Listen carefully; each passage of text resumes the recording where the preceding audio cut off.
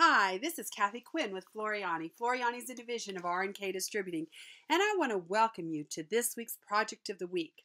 Well, I want to say a great happy Thanksgiving to everybody. I hope you enjoy your time with your family. I know with us, we have so much to be grateful for at this time of year. So I'm looking forward to today's lesson. I'm always late with what I want to do with my Thanksgiving table, and this year is no different. But I came up with some cute napkin rings based on some ideas from previous years, but we've got some new features that I thought would be fun to use. So I'm going to come up to our custom shapes. I am going to select the leaf. I'm going to copy it and, well, maybe I am, and I'm going to paste it. Well, this is crazy. From my last copy paste here. Copy, there we go, paste. Now I'm going to move this aside. I am going to change the color and I'm going to copy and paste this one. Now what's our easy copy paste? Right here at the bottom left hand corner. Copy paste. Now I will also change the color of that leaf. So I've got 3 leaves here. Now what I'm going to do is I'm going to take one of the leaves and I'm going to bring it down and I'm going to set it right inside. Now, notice it looked like it disappeared. Why? Because the order that I brought these in. So what I need to do is I need to make sure that the orange is after the red.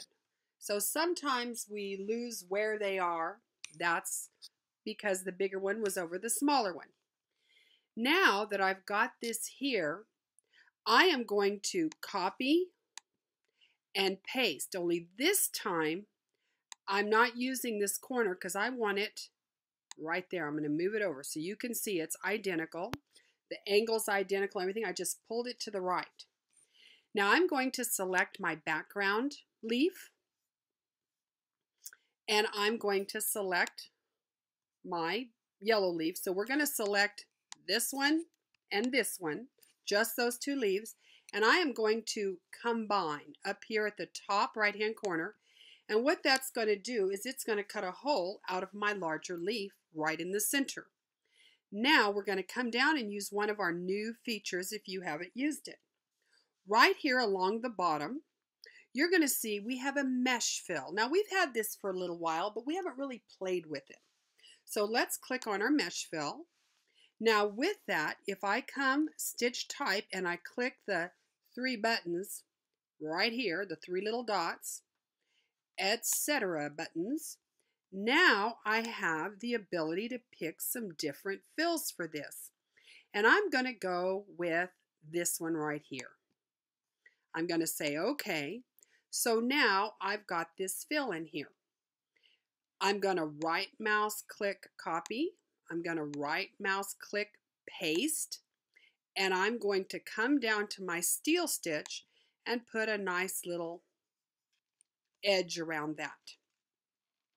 Now I'm going to come in here and I'm going to bring this one back in, just move it back over and set it in that spot.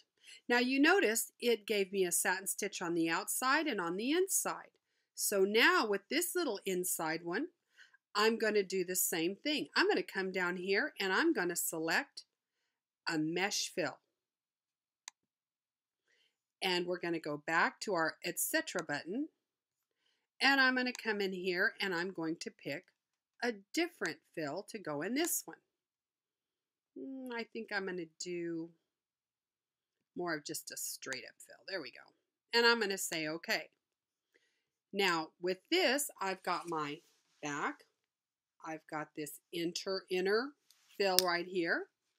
And now with this leaf, I'm going to bring it down smaller than these 2. Not a lot smaller, but just a bit. And now what I'm going to do with this leaf is I'm going to come down here to my steel stitch. I'm going to left mouse click and I'm going to put that there. Now I'm going to again copy, paste, and I want it to sit right on top of itself because I'm going to take this second paste and I'm going to come down to my Radial Satin and I'm going to click that. Now it's created a Radial Satin in here. Of course, I don't want it this busy. So I'm going to come over to the density and change it from 1 millimeter to 5. Let's look at that. I like that. Maybe even 4. Let me go down to 4. Let's see there. Now that I've got this Radial Satin in here, I'm going to come to my left-hand toolbar and I'm going to click on my Shape tool. And I want you to notice it's given me a blue dot in the center. This dot is telling me where that's going to radiate from. So I'm going to kind of bring this down and hit enter. And now that kind of looks like I've got some veins here. Very easy to do. Now how I'm planning to stitch this out, and I would change the colors. I'm not real fond of this. I want it to be some fun colors. So I would come in and go through and get me some reds and golds and oranges, you know, so I look real Thanksgiving-y for the table. Grab this outside one, change it. And however, you get the idea. Just change them to the colors you want. Change them so they look pretty. Now with this one, what I'm going to do with these is I am going to first, right here, this radial column needs to stitch prior to this satin stitch. So now it's at the bottom. Now why is it at the bottom? Because it's the last thing I created. Why would this orange one be at the top? Because that's the position the artwork was in. So we always want to look at our sequence view and when thinking about how is this going to stitch out. So I want this radial column to stitch first. So that will stitch, then I'll stitch the outline. Same thing here. I want my fills to stitch prior to my outline. So what I'm going to have to do, because I created this outline all in one, I'm going to bring this up and I am going to stitch my yellow fill, then my brown fill, and then my satin stitch. So let's look. There we go. There we go. Here we are. Perfection. Can't ask for better. Now I'm going to stitch this all out on nylon organza. I'm going to just take a piece of nylon organza, use some Wet and Gone. If you want it to be flat, and we're going to make them, we're going to rinse the Wet and Gone out, and these will be clear pieces with stitching on them. They'll be stand-alone leaves.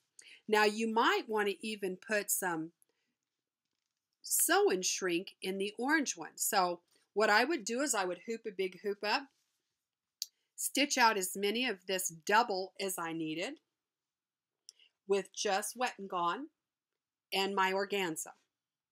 Then I would take my little flower, I would hoop our sew shrink fabric and our organza, and I would put that like a sandwich.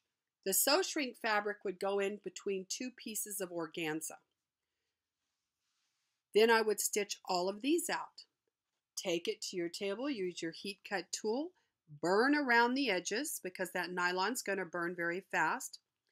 Take our little flower, shrink it up because sew shrink will shrink 30%, kind of give it some dimension, and then you'll place it right here and tack it in place. Then you can add a ponytail tie, those little elastic ponytail bands to the back, and you have a beautiful napkin ring that looks great on your Thanksgiving table. So I hope you enjoyed this week's lesson. I hope you enjoyed playing with some of the features, and I look forward to seeing you again next week. Have a wonderful Thanksgiving. I look forward to seeing you. Bye-bye.